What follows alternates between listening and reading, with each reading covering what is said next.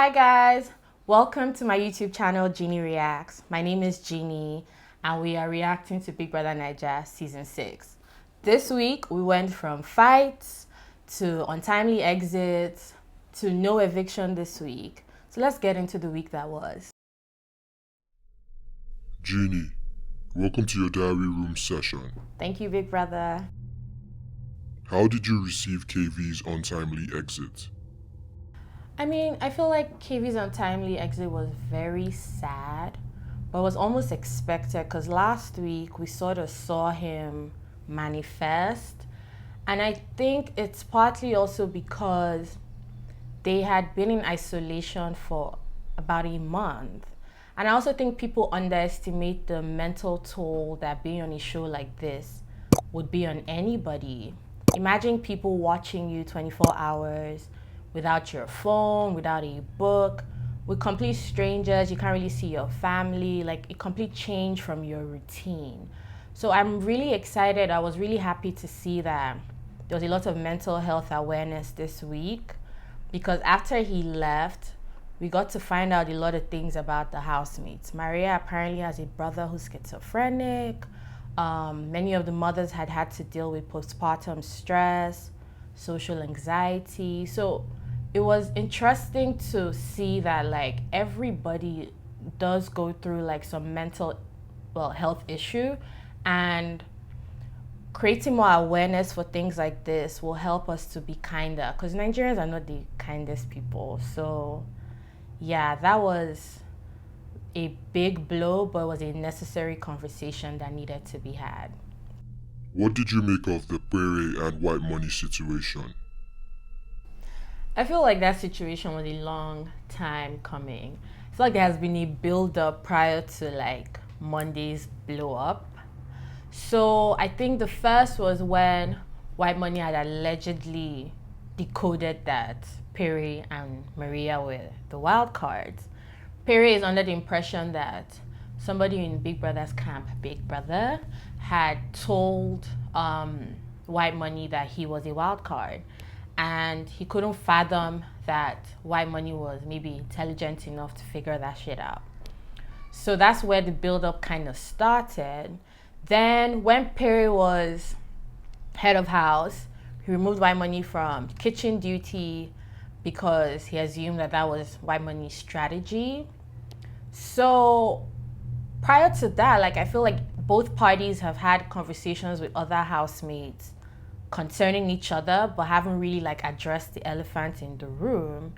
So Monday, when they were playing the Whispers game, Pere assumed that White Money had said something that they were laughing about. And the thing about the game was you whisper something, a question, and if the answer involves the housemate, whatever the answer is, you meet the housemate that the answer, the question, the game, I don't quite get it. It's not the Chinese whispers I know. However, long and short was that Pere wanted to know the question that was asked. But part of the rules of the game was that no one can tell you the question that was asked.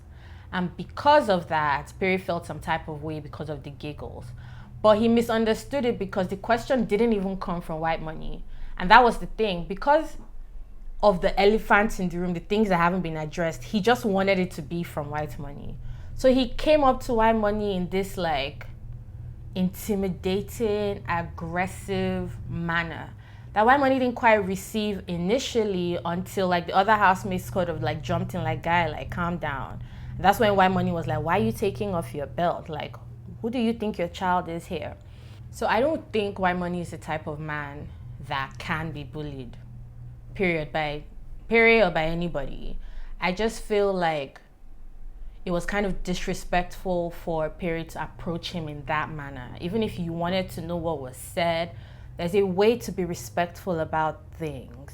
But I also feel like Pere on his end, because of this isolation thing, like I said, like being in this house takes a mental toll on most people.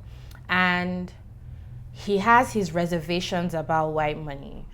And he probably acted out of character, even though the other housemates sort of tried to like let him know that he was wrong. He refused to apologize. He stood his ground. He didn't do anything wrong. he wanted to know what had happened, and he felt like because he crossed his hand and wasn't shouting, then that was okay. So I feel like they've both agreed to disagree on just what happened that evening, but I also feel like they're mature enough to move past it. I would have loved to see like Big Brother maybe address the situation, but I think because there was no violence involved, maybe that's why you didn't say anything about it. So that was my take. I guess it was good for like drama, but it definitely like painted Perry as the antagonist. And that's very interesting to see this season as well, because usually we have like women who are the ones who are antagonizing or causing drama. We had Cece, Tasha, and them lot. So it's nice to see a Nigerian man show his own, bad side. So that was good. Do you think Maria has been successful in convincing the housemates on the fake eviction? I think so. I think Maria did a great job coming out of that diary room with those fake tears.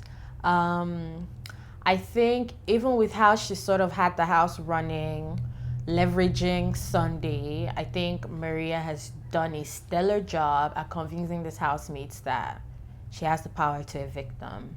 Maria was supposed to inform the housemates that 6 people will be up for possible eviction, and she made a list, and these were her bottom 6. They were J. Paul, Yusuf, Pere, which kind of like surprised most people, Angel, no surprises there, JMK, and Emmanuel. Everyone thought Queen would be on this list, but she wasn't. Now, even though I think like Maria has done a good job at like convincing us and the housemates that there's eviction this Sunday, the camera caught something yesterday, Saturday night. So Maria was seeing Big Brother, and I'm reporting, Maria was seeing kind of like telling Perry to like take off his mic.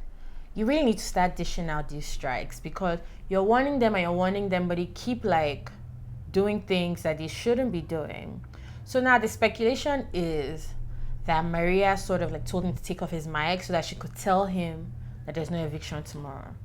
And now we can speculate this because we saw him remove his mic. So people need strikes. Let's be disqualifying guys if people cannot obey the rules.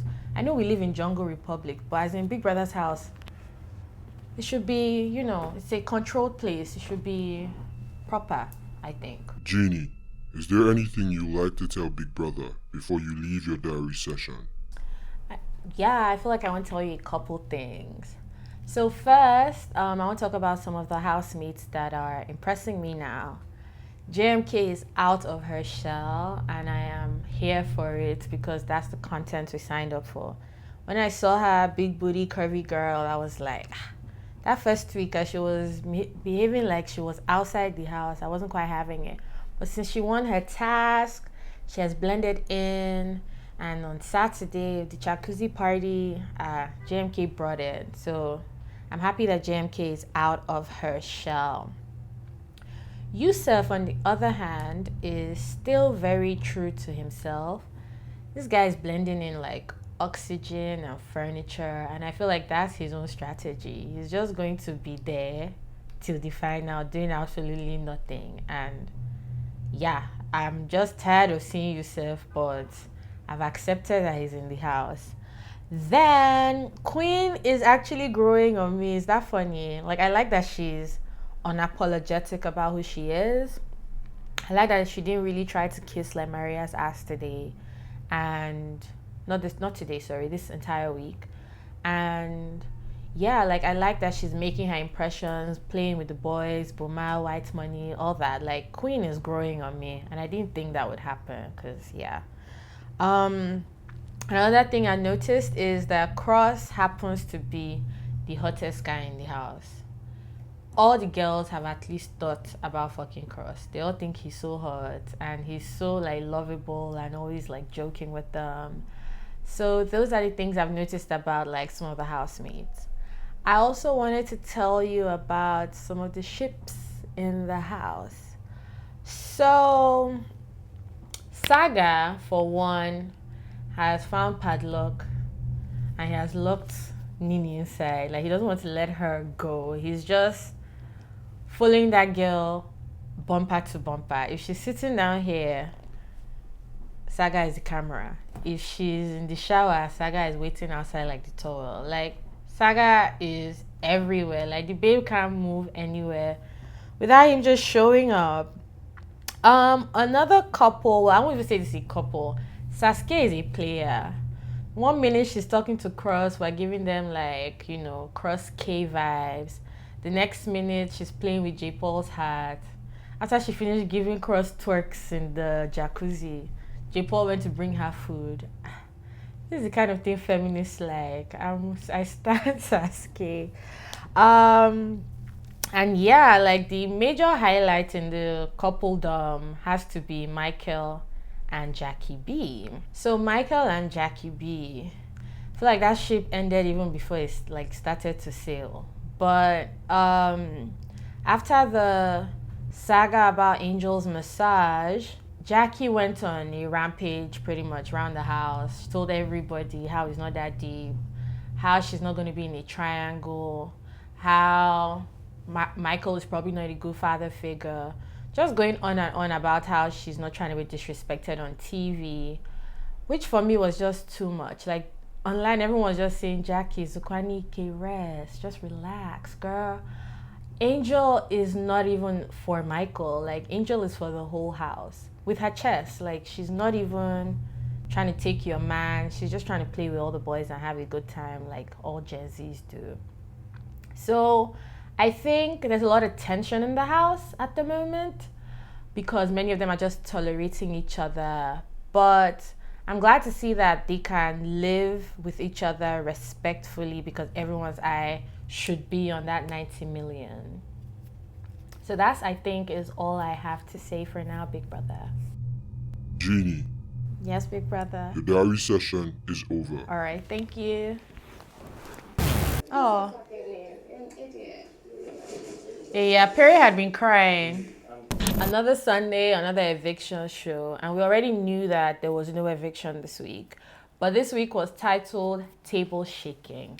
And Ebuka, I think, shook the right tables. He first addressed Boma and his sneaky ways. Boma had been going around telling everybody in the house that he picked Jackie B because Maria told him to pick Jackie B.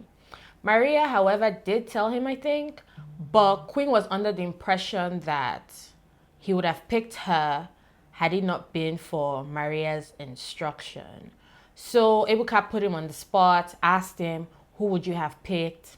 And he chose Angel. So that kind of like put a damper on like Queen's mood because she was sure that because Maria didn't like her, Maria ensured that Jackie B was picked instead of her. Another table that Ebuka shook this week was the Licorice and Emmanuel table relationship. And he went with the narrative that Licorice likes Emmanuel more than Emmanuel likes Licorice. But I feel like from what I'm even seeing, like they're beginning, I know that it looked like that in the beginning, but I'm beginning to see a bit of a balance. Was I happy with his answer? I guess. It's just, I feel like he has definitely put sand in that Gary. So it'll be interesting to see what happens this week and how like Licorice reacts to Emmanuel's answer to that question. Another table that was, I guess, shook was Ebuka addressed the elephant in the room, the White Money and Perry situation. But White Money is such a cool, calm guy. He didn't overly like stress on it. He just, said what he thought and kept it pushing. Another table that was shook was with our player, Sasuke. She was even sitting in between her two men as they were asking her all these questions.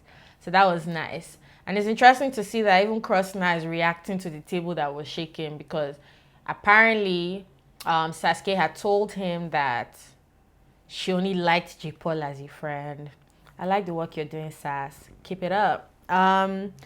Tega was asked, to stop talking about reunions and past seasons, that the show is still on. They're already talking like it's over. But this is how you know that there are people that are just happy to be here. I think Tega knows she's not winning. And last but not the least was they addressed Queen and her love for all the men. So at some point we saw Queen and Boma, but But then Buma told Queen that he wasn't trying to be tied down. Queen moved to the next best, which was it white money? Next thing, she said she was feeling period at the beginning. So Queen has been all over the place, but I think she's really just trying to like settle in. And I feel like by next week we'll know more about like who Queen is going to be with. The general show for me was a bit like underwhelming, if I'm being honest. Like, even with the way like Maria finally announced, like he told the six of them to stand up, and it was like pick any two, and Ebuka just like lackadaisically just said, nobody's going home. Like, I don't know if I would have wanted more. Maybe pack your bags, go outside, like let it feel real. It was just too, yeah, it was very underwhelming. But I kind of understand why it might have needed to be as underwhelming as it was, because this week we had to deal with like mental health. So maybe they're also not trying to like give this housemates a heart attack. So I get it, but as a viewer, I was just like, would I have wanted more for all these face beats I just gave you guys? Yeah, I would have. Thank you guys for watching Jeannie Reacts. My name is Jeannie, you know the vibes. I'll see you next week, but don't forget to like, subscribe, share with your friends. I love you guys. Mwah. Bye.